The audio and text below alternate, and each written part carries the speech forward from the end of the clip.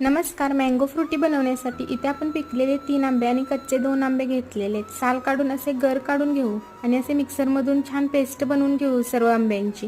आणि इकडे कढईमध्ये ते पल्प घालून घेऊ आणि थोडेसे पाणी घालू आणि यामध्येच आपण पाऊण वाटी साखर घालू, कारण आपले आंबे थोडे गोड आहेत. हे असे छान आटवून घ्यायचं, छान शिजून द्यायचं, त्यामध्ये एकदम दाटसर असं होऊन द्यायचे. आणि हे थंड होऊन देऊ आता दाटसर झाल्यानंतर. आणि एकदा असे व्यवस्थित असे गाळणीमध्ये गाळून घेणार आहोत. आणि असे थोडे थोडे पाणी पण लागेल त्यामध्ये, जेवढे पाणी लागेल तेवढे असे घालून घेऊ. आणि एकदम असं हे बघा ह्याप्रमाणे कन्सिस्टन्सी बनवून घेऊ. किती छान झालेली आहे बघा. तयार झालेली आहेत आपली ही फ्रुटी.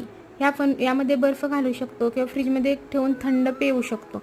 अशाच प्रकारे आपण असा छोटा ग्लास घेतला आहे, त्यामध्येही फ्रुटी घालून घेऊ आणि फ्रीजमध्ये त्याचे आईस्क्रीम किंवा गोळा बनवणार आहोत. हे बघा थोडे सेट झाल्यानंतर आईस्क्रीम स्टिक लावून तयार झालेले आहे मँगो फ्रुटी आणि गोळा.